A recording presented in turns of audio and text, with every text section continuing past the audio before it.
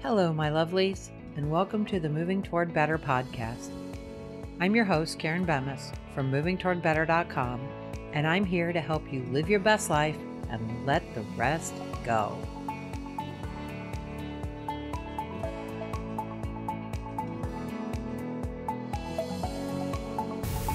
Hey, everybody. Today, we're talking about the sweet spot of your home. That's a term that I use in the Whole Home Reset. The Whole Home Reset is a homemaking part of Moving Toward Better.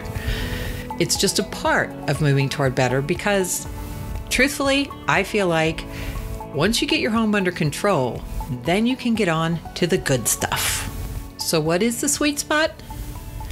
It's that spot that usually upsets you the most. It seems like it's a magnet for clutter, and you feel like if you could conquer that spot, you can conquer the rest of the house. Now, for me, that's my kitchen table. Some days, I swear there's a paper magnet and a clutter magnet in that table. And I can almost guarantee that if I'm upset about the state of my house, that you can bet that that table is full of clutter. And if I'm having a week where I'm struggling to get things accomplished, you can pretty much bet that the kitchen table is full of clutter. I don't know why that is, but it is something that has just been that way in my house since we moved here. Now, I know this sounds like a really odd concept to most people if they've never heard it before. When I explain to you how I figured it out, it may seem even more weird to you because I just got so tired of the mess one day that I sat down, closed my eyes, and I prayed. I prayed to be shown a way to get this clutter under control because I needed it. I was so lost.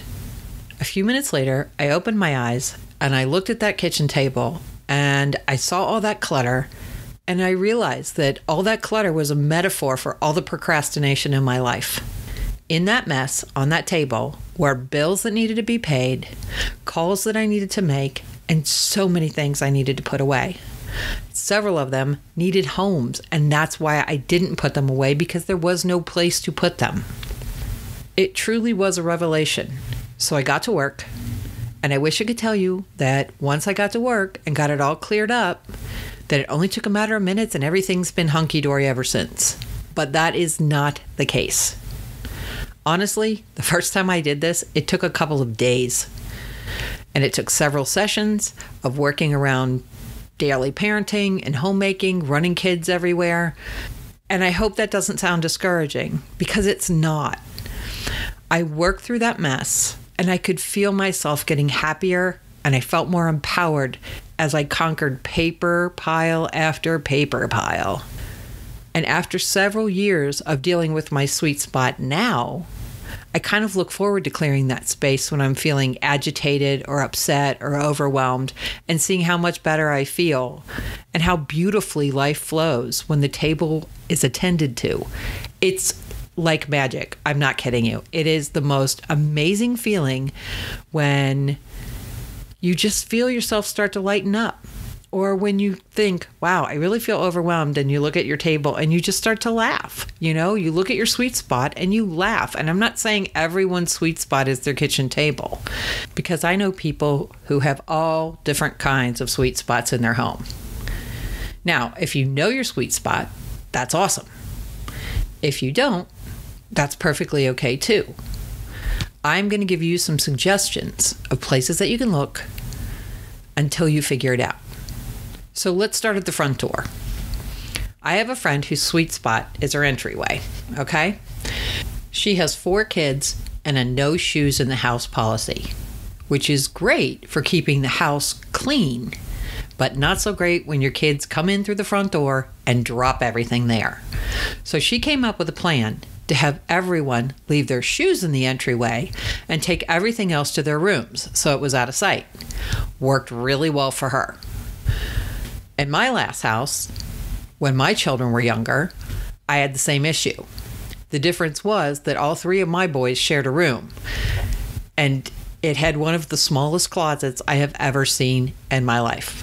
Seriously, it wasn't wide enough for a hanger to fit in it. So if my kids had taken their coats and backpacks into their bedroom, it would have been just as bad in there.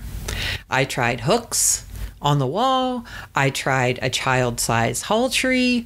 Nothing worked. Until we took a trip to Charleston, South Carolina. While we were on that trip, we went to one of their markets and found the most amazing baskets. They were huge, and I fell in love with them. The problem was that they were expensive. They were more than I had ever paid or would consider paying for a basket, let alone 2 of them. But that's when it's handy to have an amazing husband, because he insisted that I buy them, even though I had no idea what I was going to do with the baskets at the time. At some point, I realized these would be perfect for my boys' shoes, coats, and backpacks. So we used one basket for shoes and the other for coats and backpacks, and the system worked better than anything I had ever tried.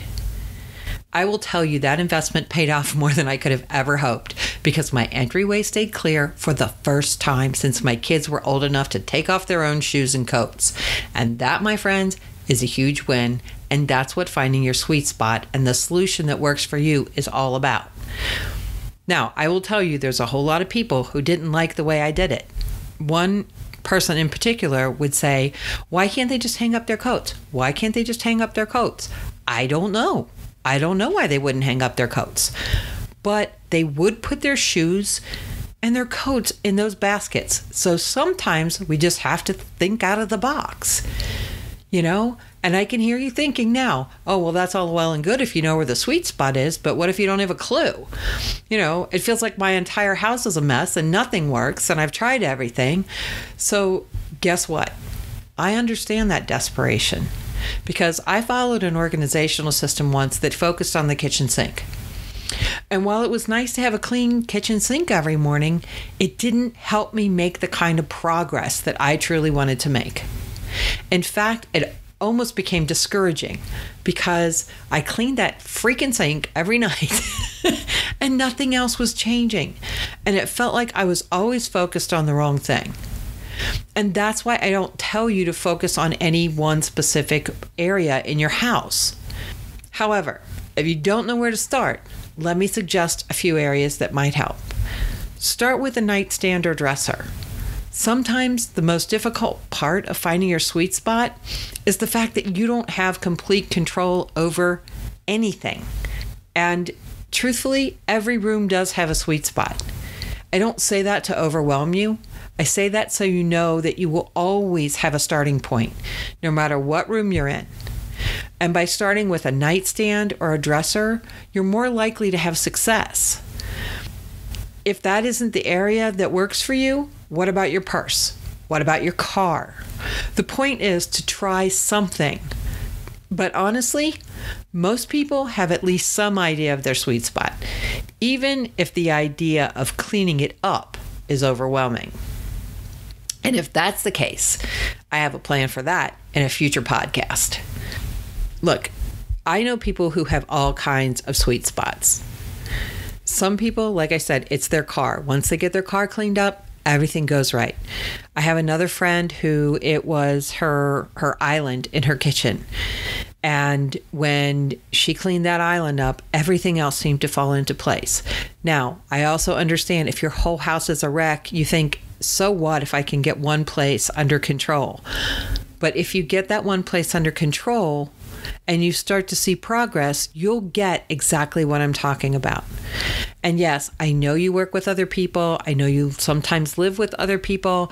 And that's why I say, if you've got nothing else to start with, you start in the bedroom. Start in a room where you've got a space. Maybe it's a drawer.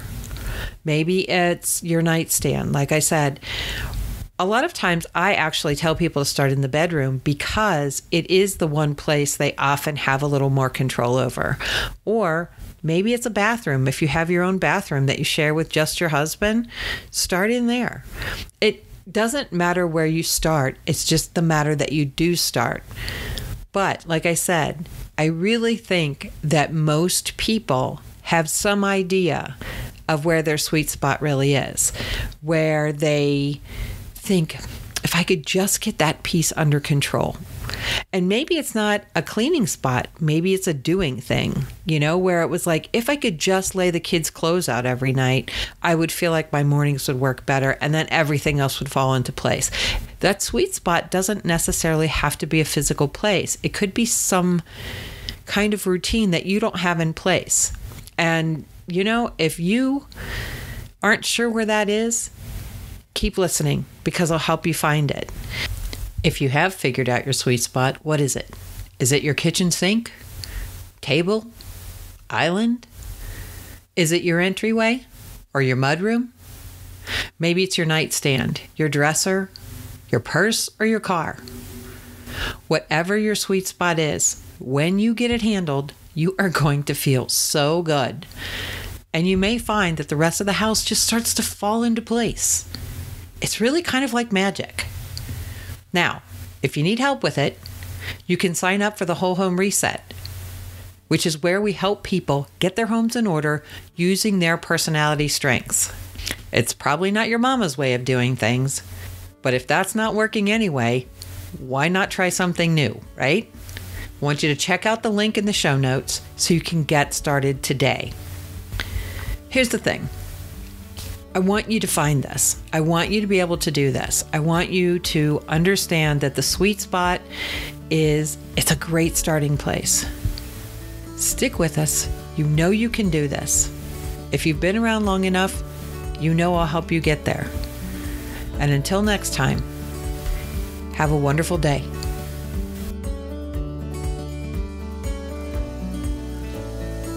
At movingtowardbetter.com, it's our mission to help you live your best life and let the rest go. If you want to make sure you never miss an episode, subscribe to the podcast today, and then go to our website, movingtowardbetter.com, to sign up to be part of our email community. That way, you'll always have access to all the Moving Toward Better fun and shenanigans.